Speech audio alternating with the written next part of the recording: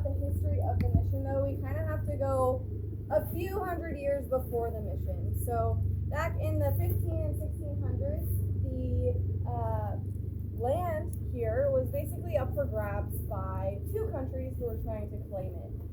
You guys know what countries those were? England. Spain is one. What's the other one? England. France. France, yeah. Spain and France. So they were both vying for conquest in this area, and Spain decided that the way that they wanted to gain the most territory and the most power was by setting up missions. So the purpose of the mission was to bring in Native American people who were already living in the area and to turn them into Spanish citizens. Now during this time, being a Spanish citizen, there was one law, and that was you had to be Catholic. So when you see Spanish missions like this, and Alamo, and all the other ones in San Antonio, California, all of those have a focus on the Catholic Church for that reason. It was necessity to be Catholic if you were going to be a Spanish citizen. So they were bringing in natives, they were turning them into Catholics. By that, they were getting Spanish citizens out of it. And that meant that they could have people who were able to fight their battles for them if France ever wanted to come and fight for territory. So it was advantageous for Spain to operate in that way. The first location of this mission, Mission Espiritu Santo, was near Matagorda Bay. It was established there in 1722. So quite a few years before this mission got here. That first location did not do very well. It only lasted about 4 or 5 years because at that location was a large population of Karankawa natives. Have you guys heard of Karankawa? Mm-hmm. What do you guys know about Karankawa? They liked eating people. They like eating people. That is what they say. They were based around Memphis. So they were a more coastal tribe, up and down the Bay Area. Anything else? They're not around anymore. No, they're not. Well, some people actually claim Karankawa descendants. Yeah. They were a pretty brutal tribe. They followed the priest that actually Padre Island was named after. They followed that group down Padre Island and would just snatch somebody at the end of the group every so often and then take them out in the dunes that night when the Spanish were trying to sleep, and they would torture that person out there in the dunes so that people on the beach couldn't sleep. Yeah, they were a little bit aggressive. Yeah. Right, we'll say that. So they were a bit more aggressive than some of the other groups. They were known for being very tall, very muscular. They were big people, and they were also highly independent. They were good hunters, good fishers, good farmers. They pretty much knew how to do everything. And on top of that, they had this aggressive streak. And so when the Spaniards came in and said, "Hey, Karankawa, we want you to come be a part of our mission," they were like, "Absolutely not. We want nothing to do with you. We have our own thing going out here. We don't need Spain for anything."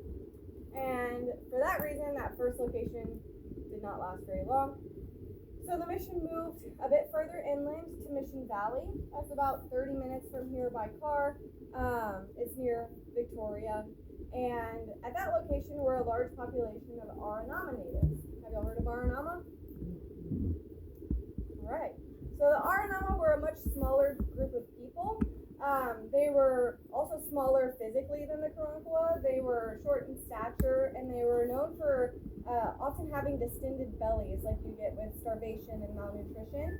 They were also recorded going out and picking pecans and eating pecans for months at a time, and very little else. So they weren't as good at living off of the land as people like the Karankawa were. So they struggled a lot. Not only did they struggle to provide food for themselves, but they also struggled with conflicts with other native groups, the Karankawa being one, Apache, Comanche, the more aggressive groups who were more territorial in this area at that time.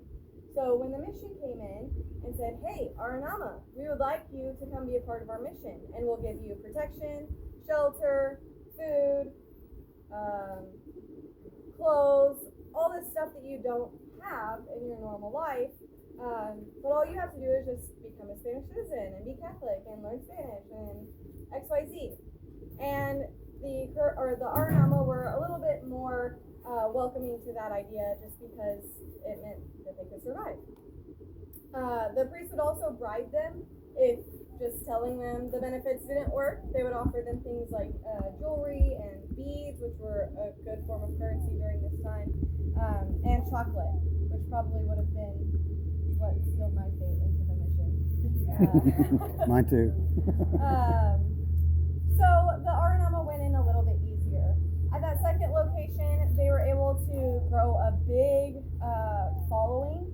There were a lot of people living there, and at that time too, they were growing their cattle ranch. They had a large portion of cattle that Spain had given them, and at that location, that ranching operation really took off. So that was kind of the start of the mission accelerating in this area. It lasted for about 25 years at that second location, and then it moved here in 1749. So Spain ordered the mission to move yet again, even though they were so successful where they were. And that's because we're right on the site of the old El Camino Real. You guys familiar with this road? Yeah? No? The King's Road. Yeah, the King's Road, the Royal Highway, whatever you want to call it. El Camino Real was Spain's main mode of transport for all of their goods at this time. So it was basically their whole economy on this road. And it was a collection of roads. Some of them were in California, some in Spain, some even in Mexico. But in Texas, El Camino Real spanned from the northern parts of Mexico across Texas into the northern parts of Louisiana. And where we are in Goliad is situated right on El Camino Real. So this was advantageous for Spain because they could loop this mission into their economy, and they didn't have to go out of their way necessarily to go 30 minutes down the road, which would have taken probably a few hours by horse and buggy back then. So it just helped them be richer and be more powerful in this area. Also, we have the San Antonio River, which is right beyond that tree line. Right now, the San Antonio River is up. It's about 14 feet today. It normally sits at about 4. So don't go swimming.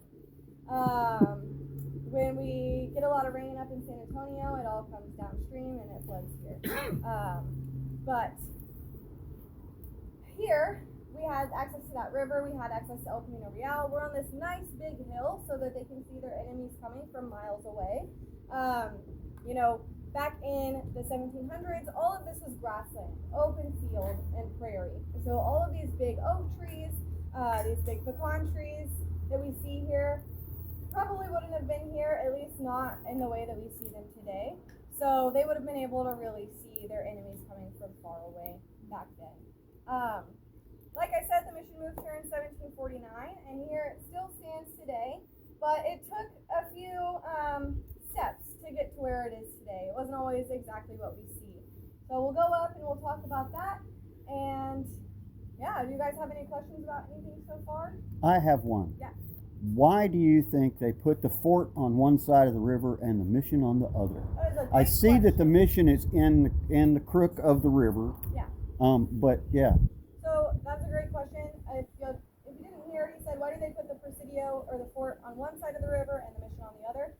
Protection. If somebody was going to attack the Presidio, it was going to be harder for those people to cross the river and get to this too, because they'd have a body of water in the way. So same thing. If they wanted to attack the mission, then it'd be harder to get the Presidio, unless they came from both angles. But then you'd have to cross a river, and that would take a little bit more time. That's and bigger maybe by organization. then, they would have seen you coming. Yeah. So it was just for protection, and that's how it was historically done. If you look at just missions and presidios throughout history, we actually have a map up in our museum, and it shows all of them are across the river from each other. Okay. Any other questions? All right, let's head up.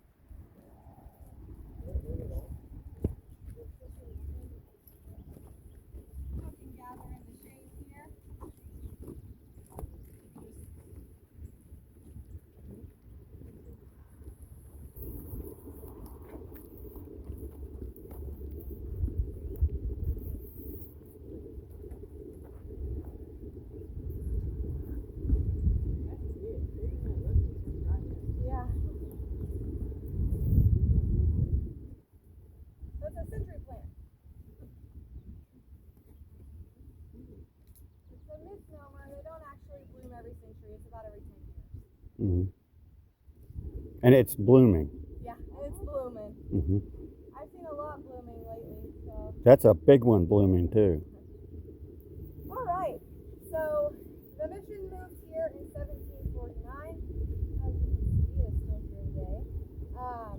But it didn't always look like this.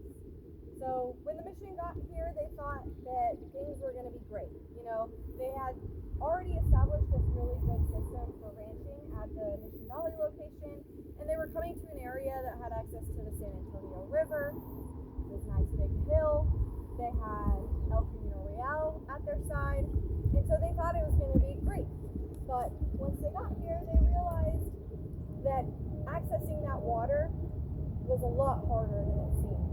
Just like it's a lot bigger up close than you thought it was from over there, we're a lot higher up here on this hill than it appears to be from the San Antonio River. If you were down on the river when it's at its normal fullness, which is about 4 feet, like I said, if you're in a kayak on that river, the banks on either side of you are about 15 to 20 feet up on either side.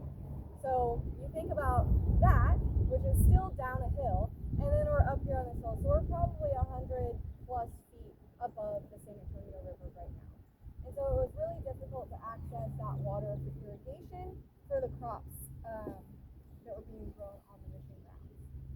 For that reason, they could only rely on weather farming or dry farming, which means if it rains, your crops get watered, and if it doesn't rain, well, maybe you gotta send some kids out to the river with a bucket and have them bring back the water.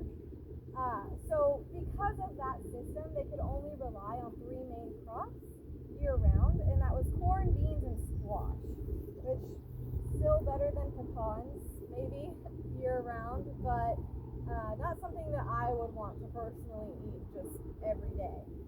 So they started looking at what they had, and they thought, well, we have this massive population of cattle. At the peak of the mission, the land that was owned by Espiritu Santo was about 1.5 million acres from here all the way up to Floresville. So basically, this is the southernmost point. If you were to draw in or color in the space between the San Antonio and the Guadalupe rivers up to Floresville, that would be the land that was owned by the mission.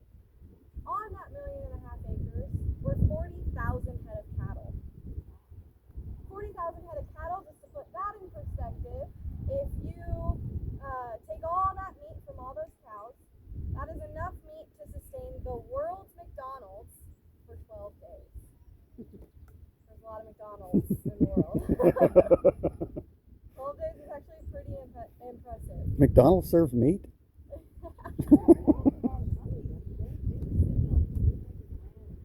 Yeah, a lot of money. And so with all of that land and all of these cattle, those cattle, they were able to roam free. They weren't just stuck here in this little square. They were roaming on that land and even past that land, honestly. And over time, those cattle started to grow a little bit feral.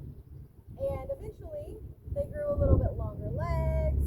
They grew a little bit leaner meat. They grew a little bit tougher hide to protect themselves from the thorn and scrub brush out here.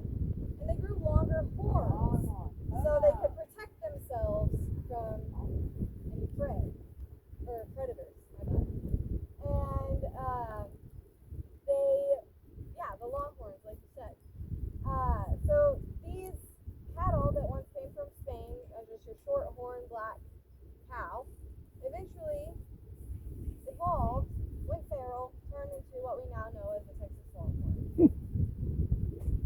Now the issue with that is that you have a bunch of amateur cowboys or vaqueros who are trying to go and round up longhorns on 1.5 million acres of land. Sound like an easy task? Weekend at Bernie's. Huh? Just a weekend out. Yeah. So the vaqueros were Native American men who were trained how to ride horses and how to rope by the Spaniards, and vaquero was a Spanish term for cowboy. And so they would go out on these long drives, these long roundups, trying to get these longhorn cattle, whether to brand them or to sell them or to eat them, whatever they needed them for.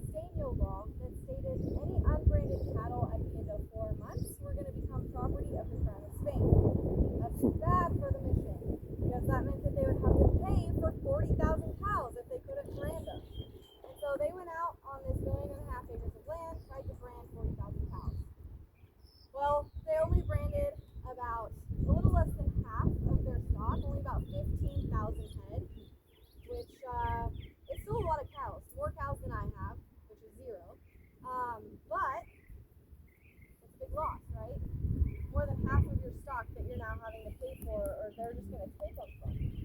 And that meant that they didn't have as much food, they didn't have a good way to make money here at the mission, because that was their main bread and butter right there. So not only was it a big loss for the mission, but it also symbolized something a little bit deeper, and that was that Spain was kind of saying, like, we don't really care about these missions as much as we used to. We're going to let them see if they can survive on their own.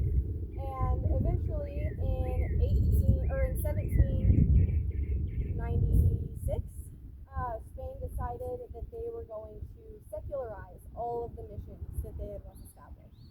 That meant they had to close, they couldn't be operating as churches anymore, and the priests and everybody who lived here had to scram. So the priest here wasn't ready to give up. He wanted to keep working with these natives that he worked so hard to try to convert. And he sat down and he wrote a letter to Spain. And he asked for 5 years extension. And Spain wrote a letter back and he said, okay, you can have 5 years to work with your people, and then we'll see how it goes. Well, those 5 years went by, and the priest looked around and he looked at his native people and he was like, man, these guys are so close to becoming Spanish citizens. If I had 5 more years with them, I'm sure I could get them to convert. Well, he sat down and wrote another letter. Sent it off to Spain. They said, okay, 5 more years. Those 5 years went by, and the priest looked around and he said, oh, they're so close. If only I had 5 more years. So another letter, another yes, and he had 5 more years. Smart. Went on for 35 years. 5 more years. Yeah. Oh my God. So in 1830, the mission finally did close. The people in Spain said, no more extensions, you're done. Everybody else is already done. So this is one of the last missions to close. And actually from its inception in 1722 to when it closed in 1830, it's one of the longest running missions in Texas. So after 1830, what happened to the mission? Everybody had to leave. The priest went to the Presidio. The natives went to San Antonio, Mexico, wherever they could go. And the mission was abandoned. Nobody was putting money into it. Nobody was taking care of it. And it started to fall into ruin. A couple of big storms came through and knocked a bunch of stuff down. The people from the community surrounding the mission were able to come and take stone from the mission to build their own new construction projects. So eventually, what was once a nice big mission looks like these perimeter walls here. Just an outline of the buildings that were once there. So we're going to walk around the mission today. I'm going to show you guys some ruins. I'm going to point out some structures that are here in the complex. Just keep in mind that everything outside, all of this stone wall that looks like these perimeter walls, these structures over here, all of that is original mission ruins from the 1750s. And then all of the buildings that we can walk inside of, those are going to be reconstructed in the 1930s by the CCC. So, in the 1930s, the CCC, they were the Civilian Conservation Corps. They were started during the Great Depression as a way to give young men jobs. And they were often put on different preservation projects, whether it be ecological conservation or historical preservation, or just creating something wholly new and making it an attraction for people to come see. They did a lot of projects, and this was one of them. So they reconstructed the mission to the best of their ability to look how it would have looked back in the 1700s. And to do that, they had to do a lot of research. They had to study archaeological excavations. They had to do a lot of math problems that are way too complicated for my brain. And they had to go and study other missions that were built during the same time. So they went to San Antonio, they went to California, they went to Mexico, and they studied the architecture at these places to make it as accurate as possible. So in all of their studies and all of their research, they were just looking for ways to make this look like it used to look. But there were never any records kept by the priest or people who lived here, and no photos of what the mission looked like in the 1700s, so they didn't know everything. One of those things that they didn't know was what kind of windows were used here at Mission Espiritu Santo. And so the lead architect, Rayford Stripling, he, in his travels, kept seeing, oh, there's a different style here in California, there's this style here in San Antonio, oh, this one's cool in Mexico. And in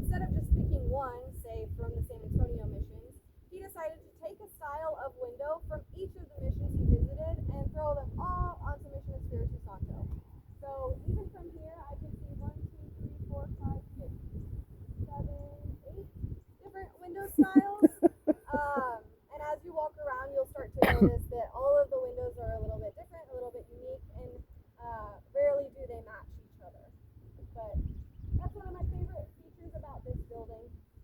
Another thing about Rayford Stripling, who was the lead architect on this project, he cared not only about the historical preservation, but he cared about the environment too. And the way he demonstrated that was with this tree right here. Anybody know what kind of tree that is? You're standing next to one.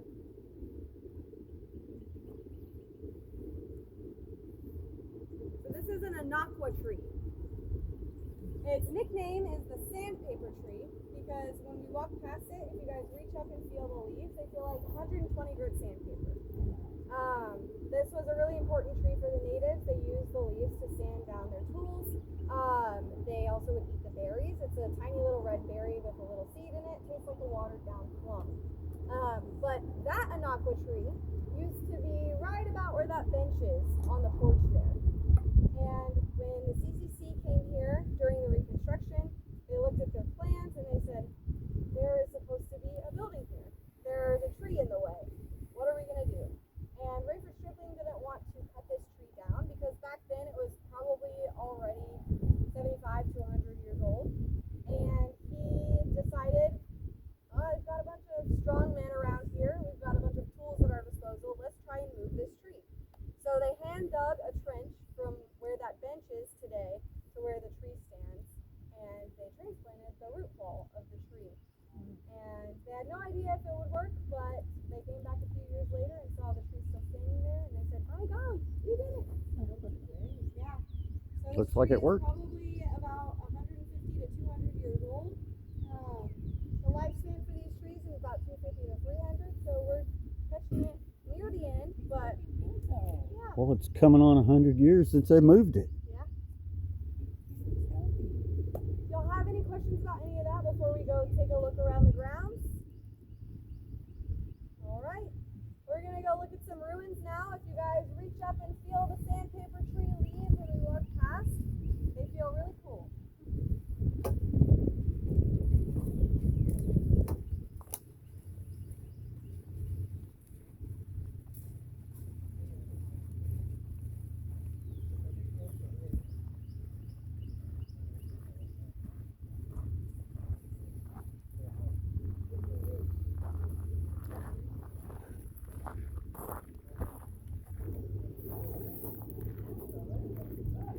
Oh boy, it is. I bet you could sand wood with that.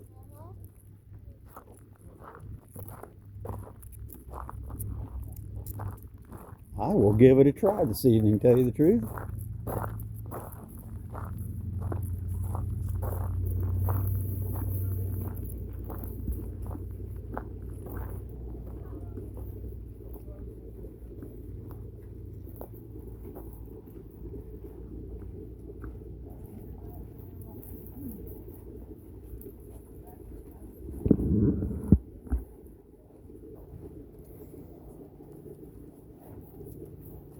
All right, so here we have some ruins. This long structure behind me is where the priest quarters were. So this is where the priests lived, in these little rooms here. This was designed for 2 priests to live in here at a time, but we only have record of 1 priest ever living here. Not the same priest, but 1 priest at a time. And if you guys come up to the wall here and look over near the back on the ground, there is some brick flooring on the ground, and that is original brick flooring from the 1700s. The CCC found that whenever they came for the reconstruction, and that's what told them how to build the floor for the new chapel and all the buildings here. This wall right here, and it's the wall on its other side, these were the last remaining walls standing of the mission. So that's all that was left standing when the CCC came here. And that's important because what's in that door is the priest's sacristy. So that was where he kept all of his sacred items. That's where he would keep holy water, wine, records of baptisms, different religious items, and all of his letters that he would write to Spain would be written in there. So it kind of served as his office as well as holding all of the important church items in there. So it's important to note that that was the last wall standing. Everything else around here was not, like all those walls weren't here. Yeah, it just looked like this. Oh. So the priest lived here, and then across from him, in that square building over there, believe it or not, that used to be a 2-story house, and that is where the mayor domo lived. So the mayor domo was like the right-hand man to the priest. He was basically the ranching foreman of the mission. He would deal with anything that didn't pertain to the church. So job assignments, housing conflicts, handing out food to people. He was basically like the liaison between the native people and the priest, because he was a Native American man who had spent a few years in the mission already, and so he knew the way things worked and operated, and he could speak both of their languages. Questions on that? All right, moving right along.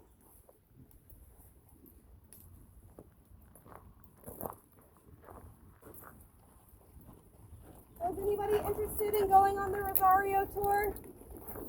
No? No? No? Not today. All right. Fine. Cool.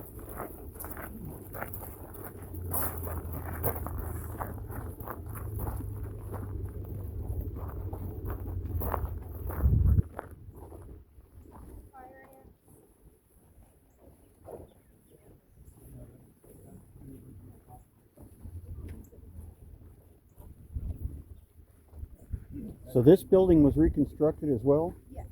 No kidding. They did such a good job. I've stood up beside the building and looked down the wall, and the wall is completely square. Mm-hmm. I mean, it is perfect.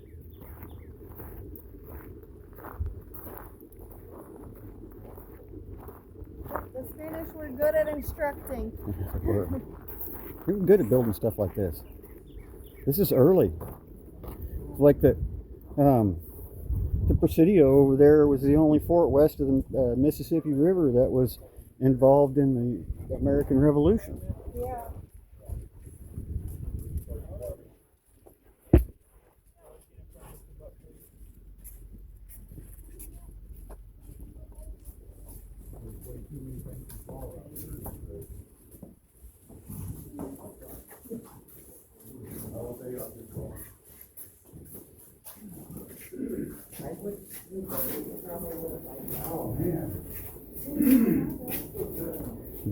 Do some weightlifting. There's no way. I bet it's 80 pounds. No, I can't. Not in that way. Don't hurt yourself. Yeah. You don't need a back, it's okay. It's heavy, I'll tell you that. So this building is the workshop, and you could guess from its name that this is where work would be done.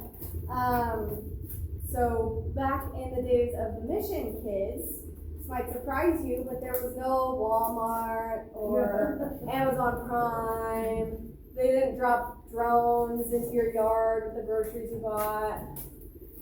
You couldn't just run to the store when you needed something. Yeah, life was tough back then. So if you wanted something in the mission days, you had to make it. And this is where the making would happen. This right here, though, would have been outside because this would get way too hot to keep indoors. And this is the forge. So this is for blacksmithing, for metalworking. The mission would get shipments of metal rods like this and straps like this from El Camino Real. And they would have to take these and turn them into something useful for the mission. And so the way this works is start a fire here on my coals. I use the bellows to pump air into my fire and make it nice and big and hotter. And then I take my metal, I heat it over the flame until it gets nice and red hot. And then I take it, put it on the anvil, and I start hitting it and shaping it to the way that I want. Eventually, after I repeat that process over and over again, I can make something like this. Anybody know what this is? A door hinge. How do you know that? Because I've stayed in the Presidio. Okay. That makes sense. This is a door hinge. So they are over the Presidio, but they're also here. You can find them on all of our doors and windows. those today. And the way this works is one end goes through the door frame and the other goes through the door itself, and then you peel it back with a cotter pin. And this is stronger than any door hinge you're going to find in your house today. So this was a really common thing to know how to make, things like hardware and little decorative ornaments for doors. Really common to know how to make. But if you wanted something more specialized, like a weapon, you might have to have a more experienced blacksmith making that for The you. doors are a little heavier than what you'd normally find in your home too. Yeah. That's true. A little more sturdy too. Yeah. Yeah, well, they're 2 inches thick. So that's the forge. That would have been outside. Moving down is what you would find in here in the workshop. So one thing that the Aranama was very well known for was their pottery. They would make clay pots like this from clay that they just found in the river. And the Aranama actually figured out that if you crushed up animal bones and mixed it into your clay before you fired it, that it would act as a tempering agent and it would make your pottery stronger. So they kind of invented this way to make really strong, sturdy pottery. And they started selling it to the women across the street at the Presidio. And they liked, the women across the street came to like the Aranama made pottery more than the pottery that was being shipped in on El Camino Real from Mexico. So they had their own little kind of trade agreement between the mission and the Presidio, which was kind of rare. Didn't always happen that way. Moving further down, this is the most important tool in the whole mission. This is called the metate y mano. Anybody ever seen one of these before? Mm-hmm. Yeah? You might have seen something similar, like a molcajete or a mortar and pestle. Like, it's the same concept. It's all used for like grinding something finely. So this was used for grinding grains, particularly corn. So you would put your corn here on the metate, and then you would take your mano and start at the top and grind down. And then once you get to the bottom, you're gonna pick up your mano and grind up, grind down, up, like that. Anybody want to do that job all day? No. Me either. So it's like the little bowls. Yeah. This is just a different version of it. Kind of like some factory work, actually. Yeah. The same thing over and over and over Yeah. all day. So this was the most important job in the mission because this is how the people made their food. The native people, they had to learn how to do things the way the Spaniards did. They had to give up their old ways of life, and this was how the Spaniards made tortillas and stuff with corn and cornmeal. So they had to do that. Each family was given their own metate y mano when they came into the mission, and then it was theirs to care for while they were living here. These were very, very valuable items. The manos themselves come from a very specific quarry in Mexico. It's a type of igneous rock, so it comes from a volcano, and they are in limited supply. So those are already semi-rare, and then the metate as well. So people took really good care of them. People really cared about the corn grinding craft. A little bit further down this way, on top of making all of their tools and all of their hardware and all of their food, they also had to learn how to make all of their clothes or other textiles that they needed, whether they wanted to keep them for themselves in their own houses or sell them on El Camino Real or to the Presidio or whatever they wanted to do. So they had access to sheep and wool, or not sheep and wool, sheep and cotton. So they had wool and cotton here in the mission, and that's all fine and dandy, but both of those things in their raw form are pretty boring, right? Just plain old white, and if you wanted a nice shirt or a rug, you probably would want something a little bit more colorful. So they had to learn how to dye things with natural dyes, and there were lots of different ways to do this. Pretty much if you take anything from outside and throw it in a pot of boiling water with white cotton, it'll dye it some color. It was just figuring out which color would, or which thing would make which color. So the indigo plant, which is like a weed, would make a blue color. Navajo tea could make like a yellow color. You could get different flowers to make different things, oranges and stuff. But the color that everybody wanted during this time period was that bright red. Red symbolized richness, and that you had the means to get this very regal color, because it was expensive too. So the mission actually figured out a way to get red. Any guesses what that would be? To get red? Yeah. Berries? Berries? Clay. Clay? Flowers? Flowers? Something else. Beans? Beans. I don't know, I can't think of anything. Bugs? Really? Yeah. Wow. So the cochineal bug Oh, grows on prickly on pear prickly pear cactus. cactus. I've seen those. They look like white little fungus balls on prickly pear cactus. And inside of those little pockets are these little red bugs. And they produce a bright red pigment. And if you crush up these bugs and you mix them in hot water with your yarn, then it'll dye your stuff red. And so the mission found this out, and they decided that they were going to make some money off of it.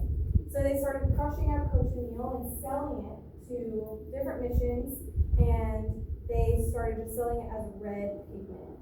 And it made a lot of money. At its peak, it was worth its weight in silver. It almost became worth its weight in gold, but then somebody found out that it was just these bugs. And you could find them anywhere on prickly pear cactus, which we have everywhere in Texas. Fun fact about this, just going a little bit further back, because I know somebody was just talking about, you were talking about the American Revolution. Mhm. So, the large cattle herd that this mission owned, was driven east to Louisiana to feed, American troops during the American Revolution. So we helped out with that. Meanwhile, we were selling cochineal extract to the British so that they could make their redcoats. So we were getting money on both ends of that deal, but cochineal extract is still used today. It's used in some products you guys might be familiar with, like lipsticks, blushes, things with like a red tint to it. H-E-B strawberry yogurt, if you like that. Yeah, the red color. Yum. What about Nerds gummy clusters, guys? Uh-oh. You like those? Yeah? Uh-oh. So the red pigment in the Nerds gummy clusters is that right there. Yeah, actually, Kind of looks like one of those gummies anyway. Yeah. I love them more because of that fact. Yeah, extra protein. I do like to tell my friends that fact. Yeah. That way you can eat all of their gummies. No, they still eat it because they all know bugs have protein. Yeah. Y'all have any questions about anything in here? Yeah. How did they how did they make the stuff out of how did they build the buildings? How do they build the buildings? Yeah, how many people helped them build the buildings? A lot of people built the buildings. So at the peak of the mission, about 300 people would be living here at once, and in the low times, maybe 20. But they got all of the stone from a quarry that's just out the back gate here. We walked kind of past it, but it's down the Aranama Nature Trail. It's about a quarter-mile hike, but if you go down there is the quarry for where they got all of the stone to build the mission, and the CCC kiln where they fired all of these bricks to build the mission. Yeah. What did they sleep in when the building was not built? What did they sleep in when the building was not built? So I didn't show you guys over there because we only have a limited amount of time. But they actually lived in structures called hakalis, which some of you are staying in that campground, I believe. And hakalis were basically like apartments, and they would line the perimeters of the mission walls with these Hakalis, and they were like one next to another.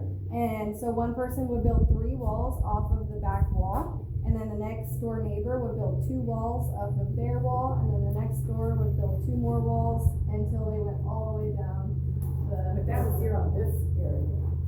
That was in the mission, yeah. And then when they were outside of the mission, they lived in something called a wickiup, which is like a teepee, kind of. Old type tent. The old type tent. With you. All right, let's keep moving, guys.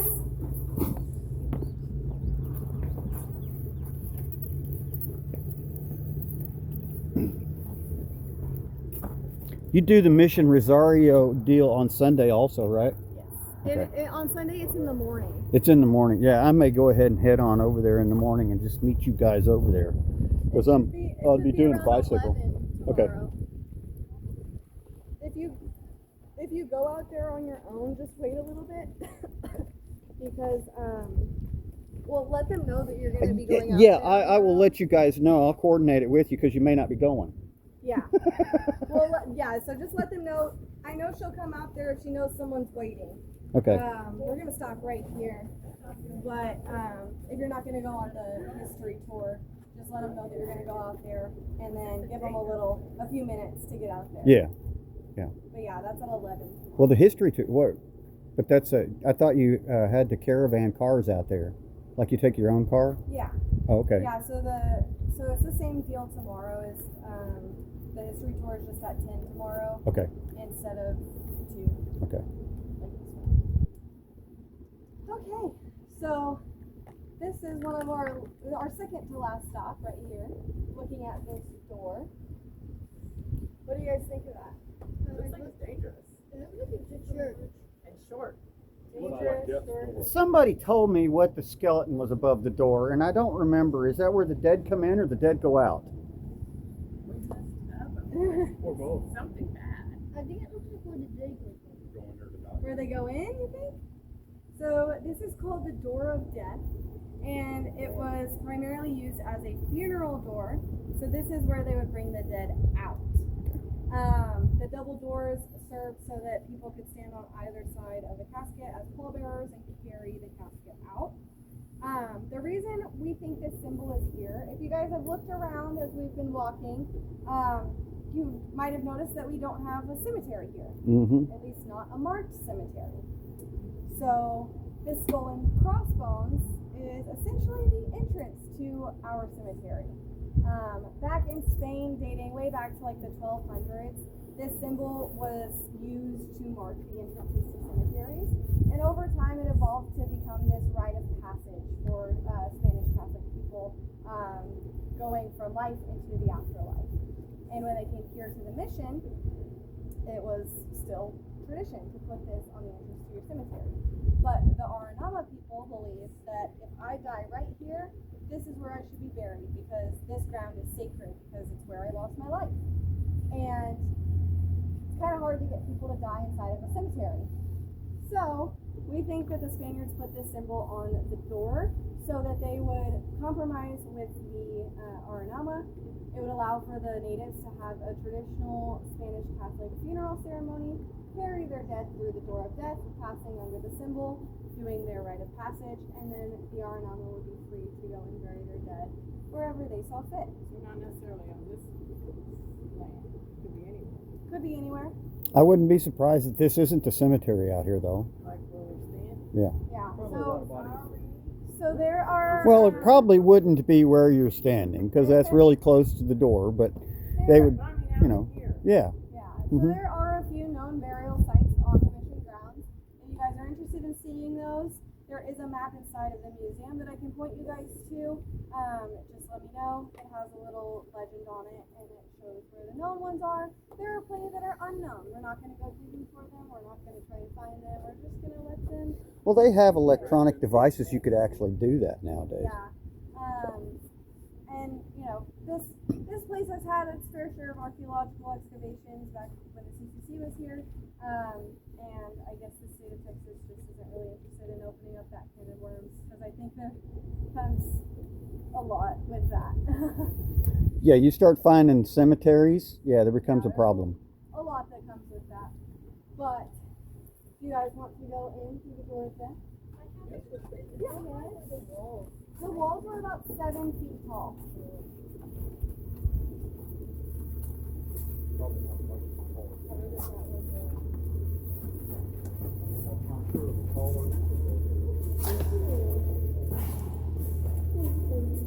I just love the acoustics in here.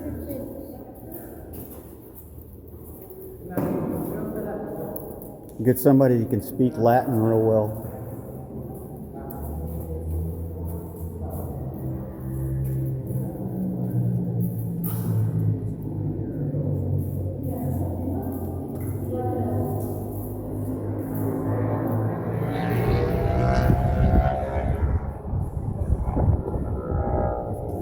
The hinges. There's the knuckle of the hinge.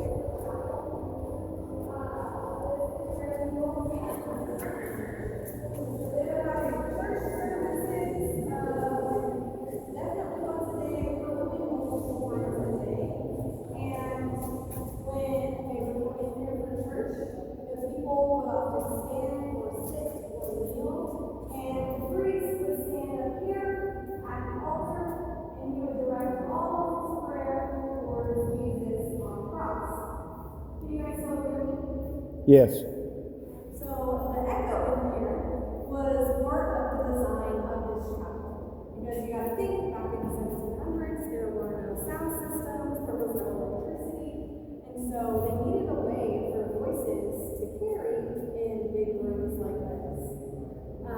So the priest could stand at the front of the altar with his back towards the congregation, and they could still hear him.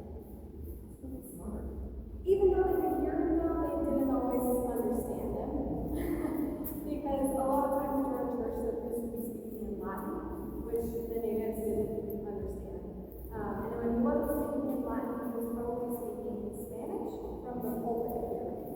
So this was where he would go up and he needed to directly address the people in church. And he would talk to them from here to give a lesson or to make an announcement, things like that. So this chapel relies a lot on imagery because communication between these people can be really challenging. So one of the biggest examples of this is with the window right above the choir loft there. We call it the window of the sun.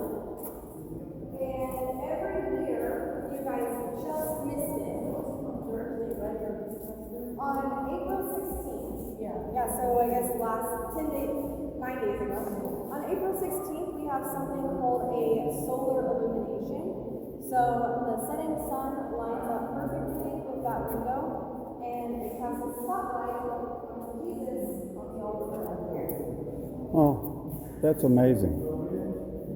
We do open up the chapel for this event. So last week when this happened, we had about 75 people in here. So you guys are more than welcome to come back next April and see if this is going to happen. The biggest thing with this event is April is a really cloudy month. Yeah. And so it's always kind of a question of whether we're going to see the illumination or not, but the alignment of the sun is always there on this day. The significance of April 16th is that it was the anniversary of the founding of the Franciscan order, and the Franciscans were the people who put these churches up. They were the priests in the Catholic order who made a lot of the missions in this area. And they liked to celebrate their holy days and anniversaries with illuminations. I think it's amazing that during the time that they built this place, that they actually were able to determine on April 16th where that window needed to be. So the story of how we got here is a little bit complicated. So we actually don't have any written record That they had that? an illumination was ever planned here. Oh. So the Franciscan priests, the people who built the mission, like I said, in the 1700s, they were building off of systems of proportions. So nowhere in their records did they state, like, we're going to have an illumination on this day, like, we're going to celebrate. So this wasn't done until the Reconstruction. Well, I'm getting there. So when they built it originally, we don't know whether they were planning this or not. And then it fell down, and the CCC reconstructed it. Well, when they reconstructed it, like I said, they had to do a lot of math problems to figure out where to pitch the roof. They had to figure out which windows needed to go where. And this circular window above the main door was a really common thing in a lot of missions that they traveled to. And so they decided, yeah, let's throw one up there. So they put that there, and then they went through with the rest of it. But in the 1930s, they didn't have all the research. They didn't have all the information that we have today. And so some of the things that they did during the Reconstruction were not historically accurate. For example, there was a staircase coming down from the choir loft into the main area of the church, which was incorrect. This staircase to the pulpit was like a foot over the altar rail on the other side. And the whole retablo altar up here was all wrong. And so in the 1970s, some researchers came in and they looked around, and they were like, okay, some stuff in here is incorrect. That staircase is wrong, that staircase is wrong, and the altar is all wrong. We need to fix it. And so they made all their edits, they took out the staircases, they fixed the altar. One of the fixes that they did on the altar was they made Jesus a little bit bigger because he was too small back in the 30s. And until that redo of what the CCC did happen in the 70s, the illumination that we see today would not have been possible. So, all of that, and then it wasn't until the early 2000s when there was a park employee here, and he was doing some research, and he somehow got it in his mind that this might be an event happening here. So he asked to stay after hours, and he studied the window and the alignment, and he finally found out and realized that we were having an illumination on this day. And this is actually the first picture that was captured of it, and this is our first record of the illumination happening here. So it was an accident. 2006, right? So it was an accident. It wasn't even until a few years after this that another researcher and longtime volunteer here discovered the connection between April 16th and the Franciscan order being established on April 16th. So once we put all of those pieces together, it started to make a little bit more sense, but there's still a lot of mystery surrounding this event. We know that this happens worldwide. We know that this is a very common way that people use to communicate. You know, Stonehenge is one of the most popular ways of using the sun to mark a special day. And so this isn't something that's like completely unique to this place, but it is very unique how we got here. Like an accident. Yeah. Yeah. So that's the illumination. Highly recommend you'll come back on April 16th next year to see if it happens again. But Have you gotten to see it? I have. I was here this past week, or 9 days ago, and it was one of the best illuminations that we've had. I've only been here, that was my third illumination to be here, working here for. I didn't see the one in the previous year, but this was one of the best ones that I've seen and that I've heard people singing here. It was like full illumination. I can show you all the video if you would like. But that's all I have for y'all. If y'all are hot and ready to go get in the AC, if anybody wants to see the video of the illumination, I can show you guys. Otherwise, thank you. Thank you.